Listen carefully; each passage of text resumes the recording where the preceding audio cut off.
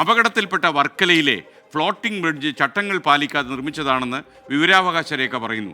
നിർമ്മാണത്തിൽ തീരദേശ പരിപാലന ചട്ടങ്ങൾ പാലിച്ചില്ലെന്നും കോസ്റ്റൽ സോൺ മാനേജ്മെൻറ്റിൻ്റെ അനുമതിയില്ലായിരുന്നെന്നും ഈ വിവരാവകാശ രേഖയിൽ പറയുന്നുണ്ട്. ടൂറിസം ഡയറക്ടർ PB നൂഹുവിൻ്റെ റിപ്പോർട്ടിൻ്റെ അടിസ്ഥാനത്തിൽ നടപടിയുണ്ടാകുമെന്ന് പൊതുമരാമത്ത് മന്ത്രി PA മുഹമ്മദ് റിയാസ് വ്യക്തമാക്കിയിരുന്നു. സംഭവത്തിൽ ഇപ്പോഴും പ്രത്യാരോപണങ്ങൾ തുടരുകയാണ്. സാഹസിക ടൂറിസത്തിന്റെ ഭാഗമായി കൊട്ടിഘോഷിച്ച് ഉദ്ഘാടനം നടത്തിയ വർക്കലയിലെ ഫ്ലോട്ടിംഗ് ബ്രിഡ്ജ് മതിയായ സുരക്ഷാ മാനദണ്ഡങ്ങൾ പാലിക്കാതെയാണോ ഫ്ലോട്ടിംഗ് ബ്രിഡ്ജിന്റെ നിർമ്മാണം? സാഹസിക ടൂറിസത്തിന്റെ ഭാഗമായി ടൂറിസം വകുപ്പ് നിർമ്മിച്ചതാണ് ഫ്ലോട്ടിംഗ് ബ്രിഡ്ജ്. ജില്ലാ ടൂറിസം പ്രൊമോഷൻ കൗൺസിലാണ് നിർമ്മാണത്തിന് പിന്നിൽ. തീരത്തുനിന്ന് കടലിലേക്ക് ഏകദേശം 100 മീറ്റർ നീളത്തിലും 3 മീറ്റർ വീതിയിലുമായാണ് ഫ്ലോട്ടിംഗ് ബ്രിഡ്ജ് സ്ഥിതി ചെയ്യുന്നത്. 700 കിലോ ഭാരമുള്ള പ്രത്യേകമായി പാകിയ നങ്കൂരത്തിന്റെ ബലത്തിൽ ഏകദേശം 1400 പ്ലാസ്റ്റിക് ബ്ലോക്കുകൾ ചേർത്താണ് പാലത്തിന്റെ നിർമ്മാണം. നിശ്ചിത എണ്ണം സന്ദർശകർക്കാണ് പാലത്തിൽ കയറാനുള്ള അനുമതി. ഇന്നലെയും അങ്ങനെ തന്നെയായിരുന്നു. പക്ഷേ ഉയർന്ന തിരമാല ജാഗ്രത നിർദ്ദേശം ഉണ്ടായിട്ടും 60ഓളം ആളുകളെ ബ്രിഡ്ജിൽ കയറാൻ അനുവദിച്ചു ജീവനക്കാർ. അപ്രതീക്ഷിതമായി ബ്രിഡ്ജിന്റെ കൈവരികൾ തകർന്നു. സഞ്ചാരികൾ കടലിൽ വീണു. പരിക്കേറ്റവരിൽ 4 പേരുടെ നില ഗുരുതരമായി തുടരുന്നു.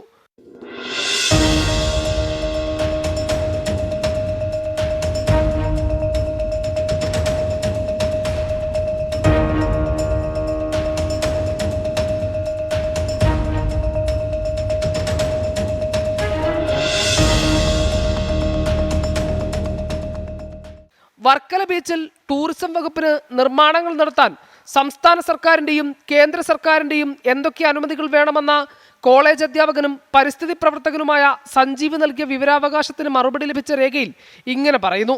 തീരദേശ പരിപാലന ചട്ടങ്ങൾ പാലിക്കാതെയാണ് നിർമ്മാണമെന്നും കോസ്റ്റൽ സോൺ മാനേജ്മെന്റിന്റെ അനുമതിയില്ലെന്നും വ്യക്തമായി മറുപടി. അങ്ങനെയിരിക്കെ എങ്ങനെയാണ് വർക്കല ബീച്ചിലെ ഫ്ലോട്ടിംഗ് ബ്രിഡ്ജ് പ്രവർത്തനം ആരംഭിച്ചത്? ഇതു സംബന്ധിച്ച് സഞ്ജീവ് വിജിലൻസിന് പരാതിയും നൽകിയിട്ടുണ്ട്. കഴിഞ്ഞ ഒരു 5-6 വർഷം ചെയ്തേക്കുന്ന ഓരോ കാര്യങ്ങളെടുത്ത് നോക്കിക്കഴിഞ്ഞാൽ എൻ്റെ 2022 വരെ ഡാറ്റയുണ്ട്. അതിന് വർക്കലയ്ക്ക് വേണ്ടി വലുതായിട്ട് പൈസ ചിലവാക്കിയിട്ടൊന്നുമില്ല. ടൂറിസം ഡിപ്പാർട്ട്മെൻറ്റ് ഇഷ്ടംപോലെ പൈസ ചിലവാക്കിയിട്ടുണ്ട്. ഈ പല പ്രോജക്റ്റുകളും കൊളാപ്സിബിൾ സ്റ്റേജോ അബൻഡൻസ് സ്റ്റേജിലോ ആൾക്കാർ കയറാത്ത സ്റ്റേജിലോ ആണ് വർക്കലയിൽ നടത്തിക്കുന്ന പ്രോജക്റ്റിങ്ങരും. അത് കൃത്യമായിട്ട് തന്നെ പറയാൻ പറ്റും. ഈ കഴിഞ്ഞ 3-4 വർഷം ചെയ്തേക്കുന്ന സാധനങ്ങൾ ഡയറക്ടറാണ് ഉത്തരം പറയേണ്ടത്. സംഭവത്തിൽ രാഷ്ട്രീയ ആരോപണങ്ങളും പ്രത്യാരോപണങ്ങളും മുറുകുകയാണ്. ടൂറിസം ഡയറക്ടറുടെ റിപ്പോർട്ടിന് ശേഷം നടപടിയെടുക്കുമെന്ന് മന്ത്രി മുഹമ്മദ് റിയാസ്. കാലാവസ്ഥയിൽ മാറ്റങ്ങളുണ്ടെങ്കിൽ അതിനനുസരിച്ച് ശ്രദ്ധിക്കേണ്ടതുണ്ട് എന്നൊക്കെയുള്ള വിവരം നേരത്തെ കൊടുത്താണ്. അപ്പോൾ ഇത് എന്തൊക്കെയാണ് എന്നുള്ളത് റിപ്പോർട്ട് കിട്ടിയതിന് ശേഷം ഒരു തീരുമാനം കൈക്കൊള്ളും. പാലം തകർന്നത് ആരുടെ വീഴ്ചയെന്നാണ് പ്രതിപക്ഷ നേതാവിന്റെ ചോദ്യം.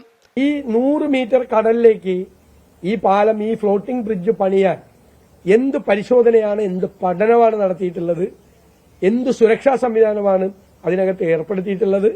ഏത് കമ്പനിയാണ് ഇത് പണിതത്? കമ്പനിക്ക് മാനദണ്ഡങ്ങൾ മറികടന്നാണോ കൊടുത്തത്? എന്ത് സുരക്ഷാ സംവിധാനമാണ് ഇതിനകത്ത് ഉണ്ടായത്? പൊട്ടി വീഴാണ്. സംഭവത്തിൽ അഴിമതിയുണ്ടെന്നും ജുഡീഷ്യൽ അന്വേഷണം വേണമെന്നും അടൂർ പ്രകാശ് MP. ഇതിനകത്ത് എന്തൊക്കെ അഴിമതി നടന്നു? ഒരു ജുഡീഷ്യൽ അന്വേഷണം ഈ കാര്യത്തിൽ നടക്കണം. അത് ജുഡീഷ്യൽ അന്വേഷണം നടക്കണമെന്ന് പറയുമ്പോൾ ഇത് ശാസ്ത്രീയമായി പഠനം നടത്തിയിരുന്നു.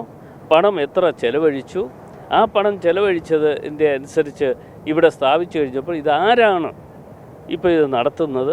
ഇത്തരം കാര്യങ്ങളൊക്കെ പുറത്തു വരട്ടെ, ജനങ്ങളറിയട്ടെ. അതേസമയം ബ്രിഡ്ജിന്റെ നടത്തിപ്പ് ചുമതലയുള്ള സ്വകാര്യ ഏജൻസിക്കാണ് ഉത്തരവാദിത്തമെന്ന് Varkala municipality chairman KM Laji പറഞ്ഞു. തദ്ദേശ സ്വയംഭരണ സ്ഥാപനങ്ങൾക്ക് ഇതിൽ പങ്കില്ലെന്നും കൂട്ടിച്ചേർത്തു. സുരക്ഷിതത്വം അവർ തന്നെ അതിനുവേണ്ടിയുള്ള ഏർപ്പാട് ചെയ്തിട്ടുണ്ട് എന്നാണ് നമുക്ക് അറിയിപ്പ് തന്നിട്ടുള്ളത്. അതിനുവേണ്ടിയുള്ള എല്ലാ സംവിധാനവും ഈ അഡ്വഞ്ചർ ടൂറിസം സൊസൈറ്റി തന്നെ നേതൃത്വം കൊടുത്ത് നടത്തുന്ന ഈ പരിപാടികൾക്കെല്ലാം നൽകുന്ന ഏജൻസികൾ ആ സുരക്ഷിതത്തോടു കൂടിയാണ് നടപ്പിലാക്കുന്നതെന്നും ഉറപ്പ് നൽകിയിട്ടുണ്ട്.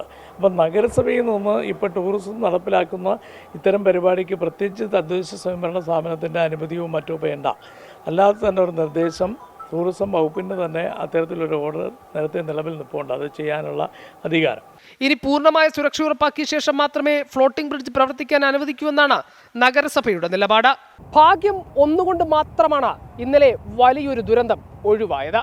അങ്ങനെ വലിയൊരു ദുരന്തത്തിലേക്ക് കാര്യങ്ങൾ പോയിരുന്നെങ്കിൽ ഈ മനുഷ്യജീവനുകൾക്ക് ആരുത്തരവാദിത്തം പറയും? ഇനിയും ഫ്ലോട്ടിംഗ് ബ്രിഡ്ജുകൾ നിർമ്മിക്കാൻ തന്നെയാണ് ടൂറിസം ഡിപ്പാർട്ട്മെന്റിന്റെ തീരുമാനം. ഇതിനൊക്കെയും മതിയായ സുരക്ഷ പാലിക്കപ്പെടുന്നുണ്ടോ? റിജോ വൈ രാജുവിനും രാജേഷിനുമൊപ്പം ഹരികൃഷ്ണൻ, 24 തിരുവനന്തപുരം. പൊതുജനം കഴുതയല്ല സാർ.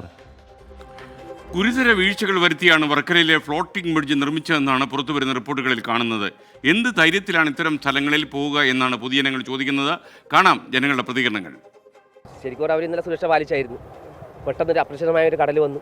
അങ്ങനെ വെച്ചാണ് പിന്നെ 5 വയസ്സിന് താഴെയില്ലവർ അകത്തേക്ക് കയറ്റില്ല, 55 വയസ്സിനുള്ളവരും കയറ്റില്ല. പിന്നെ അവരെല്ലാ സുരക്ഷാ സംവിധാനങ്ങളും ജാക്കറ്റ് ഇട്ടിട്ടാണ് എല്ലാവരും അകത്തേക്ക് കയറ്റുന്നത്.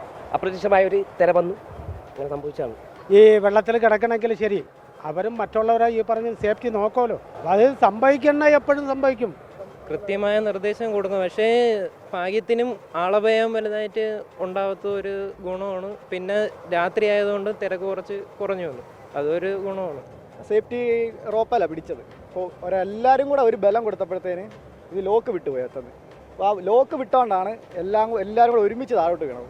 അപ്പോൾ 10-15ഓളം പേര് നിലത്തോട്ട് വീണത്. ഒരു സുരക്ഷ കൂട്ടണം, പിന്നെ കൂട്ടണം. ഇന്നലെ തന്നെ രണ്ട് പേർ കണക്ക് ഒരു പരിക്കായിട്ടിട്ടില്ലേ? അപ്പോൾ അവരുടെ കാര്യമൊക്കെ ആലോചിക്കുമ്പോൾ സുരക്ഷ കൂട്ടണ്ടേ? ഒരു തട്ടിക്കൂട്ട് സെറ്റപ്പാണെന്ന് തോന്നുന്നത് കണ്ടിട്ട്. നമ്മൾ പക്ഷേ ഇത് ആദ്യമായിട്ടാണ് കാണാൻ വരുന്നത്. സുരക്ഷ കൂട്ടുക, അതുപോലെ തന്നെ അതിന് സേഫ്റ്റി മെഷേഴ്സ് നല്ല കുറവാണ്. അതെ, സുരക്ഷ കാണുമ്പോഴേ അറിയാം സുരക്ഷ കുറവാണെന്നുള്ളത്. ജസ്റ്റ് 2 റോപ്പ് മാത്രമേ കൊടുത്തിട്ടുള്ളൂ. സ്ട്രോങ് ആയിരിക്കാം, എന്നാലും നല്ല ഗ്യാപ്പാണ്. കുട്ടികളൊക്കെ തന്നെ അതിൻ്റെ ഇടയിൽ കൂടെ പോകാനുള്ള സാധ്യതയുണ്ട്. ഇതൊരു അഡ്വഞ്ചർ പ്രവൃത്തി എന്നാണ് അവർ പറയുന്നത്. അത് കാരണം അവർക്ക് അതിനുള്ളൊരു സ്കോപ്പുണ്ട്. കാരണം പക്ഷേ അവർ അതിൽ കൊച്ചു പിള്ളേരെയും ഈ നടക്കുന്ന ഇവരൊന്നും അറിഞ്ഞുകൂടാത്ത ആൾക്കാരെയും കയറ്റുമ്പോഴേക്കും അങ്ങനെയുള്ളൊരു അഡ്വഞ്ചർ എന്താണ് അഡ്വഞ്ചർ എന്ന്. കാരണം ഞാനിവിടെ ഇരിക്കുമ്പോഴേക്കും എന്നും കുറേ പിള്ളേർ കരഞ്ഞുകൊണ്ട് പോകുന്നതാണ്. അവിടെ ഇടിച്ചു, ഇവിടെ ഇടിച്ചു, കാല് മുറിഞ്ഞു, കൈ ഈ റോപ്പിനിടയിലായി മുറിഞ്ഞു. അപ്പം ഇതൊരു വലിയൊരു അപകടം നടന്നത് ഇന്നലെ. സജീഷ് കണ്ണൂർ ഈ അവതാരപുരികൾ നിർത്തിയതിൽ പ്രതിഷേധം അറിയിച്ച സജീഷ് കണ്ണൂർ SKN പരിപാടി കാണാനുള്ള ആഗ്രഹം കൊണ്ടാണ് പ്രതിഷേധം എന്ന് പറഞ്ഞത്, മറ്റൊന്നുമായി എടുക്കേണ്ടതില്ല. തീർച്ചയായിട്ടും എനിക്കറിയാം സജീഷ്, നിങ്ങൾ ആ പരിപാടി അത്ര കൂടി ഇഷ്ടപ്പെട്ടത് കൊണ്ടാണ് താങ്കളത് പറയുന്നതെന്ന് എനിക്ക് മനസ്സിലായിട്ടുണ്ട്. ഈവൻ നായർ പറയുന്ന ഒരു കാര്യം, ഉപ്പുമുളക് അവസാനിപ്പിച്ചത് അപലപനീയമാണ്. താങ്കളെക്കാളും ഉപ്പുമുളകത്തിന് അവസാനിപ്പിച്ചു എന്നല്ല, അതിന് ഇടവേളയിട്ട് നമ്മളും വലിയ വിഷമത്തിലാണ്. കാര്യം ആളുകൾക്ക് അത് വിരസത അനുഭവപ്പെട്ട് തുടങ്ങിയെന്ന് ബോധ്യപ്പെടുമ്പോൾ നമ്മൾ ഒരുപാട് കാലം, പ്രത്യേകിച്ച് 8 കൊല്ലത്തോളമൊക്കെ ഒരു പരിപാടി നീണ്ടുപോയാൽ തീർച്ചയായിട്ടും കുറേ ആളുകൾക്ക് വിരസമായി തോന്നും. അപ്പോൾ ആ വിരസതയൊക്കെ മാറ്റി ഒരു ഇടവേള കഴിഞ്ഞ് വർദ്ധിത വീര്യത്തോടെ വരുമ്പോൾ നമുക്ക് ശക്തിയോടെ ഉപ്പുമുളകും കാണാൻ കഴിയും. ഉപ്പുമുളകും അവസാനിപ്പിച്ചിട്ടില്ല എന്ന് ഞാൻ ഒരിക്കൽ കൂടി പറയുന്നു.